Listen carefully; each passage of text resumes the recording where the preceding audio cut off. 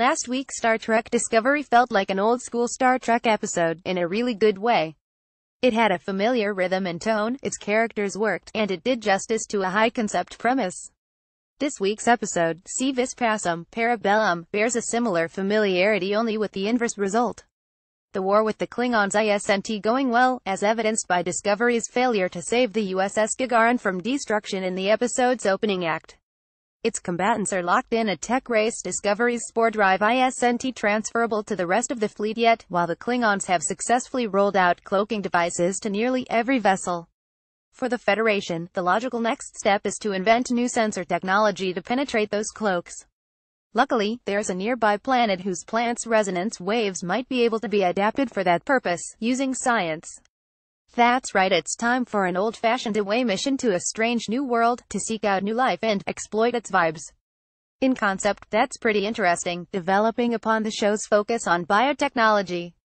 Discovery, it turns out, is into biotech in a very Star Trek-y way, examining the rights and agency of the entities being put to use.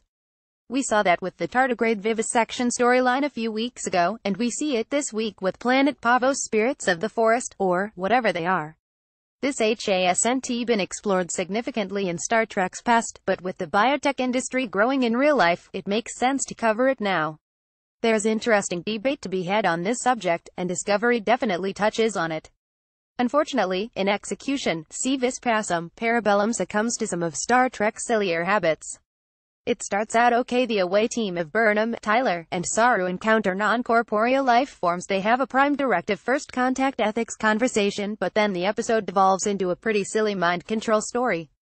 Those rarely turn out well, and this is no exception, as Saru is driven to perform comically exaggerated acts in service of these forest sprites, which themselves bear uncanny resemblance to Discovery's spores. Saru has visions. He merely crushes the team's communicators. He rages at Burnham when she tries to carry out their mission.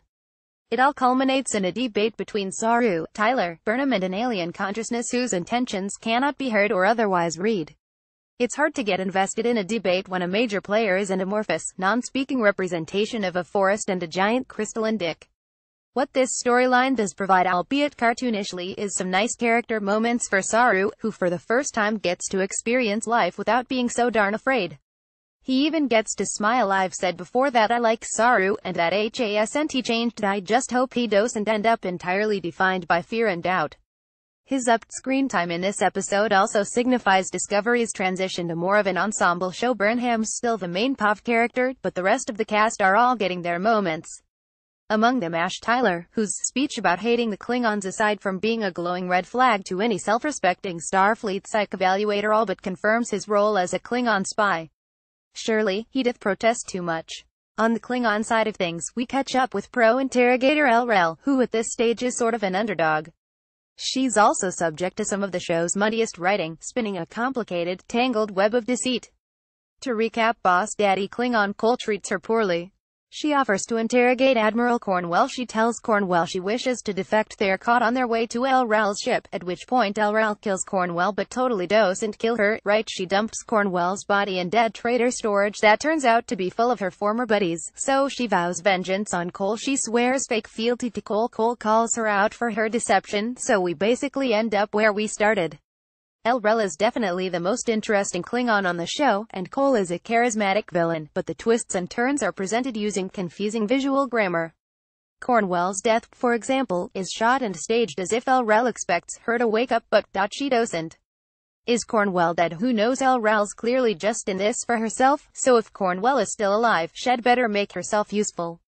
Finally, on board Discovery, Stamets has trouble with his mind as a result of repeatedly being used as part of the ship's propulsion system.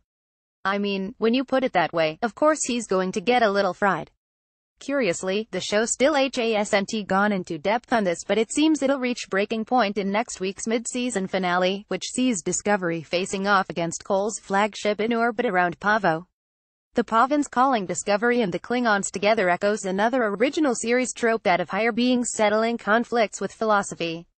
One assumes that's the reason why they've called everyone together, given how Saru waxed lyrical about togetherness while under their influence. I don't see Gabriel Orca falling for that kind of peace-loving horse crap, though, nor do I see the conquest-hungry Cole lowering his bat'leth and chatting with the Federation. But who knows, stranger things have happened, and an uneasy peace is in the Star Trek timeline's near future. Just probably not that near. That's also why I give the technologically augmented Discovery crew members a pass given today's advances. It's only logical that such augmentations would become commonplace in the future. Star Trek has canon to maintain, yes, but shouldn't it also paint the future of the world in which it was made?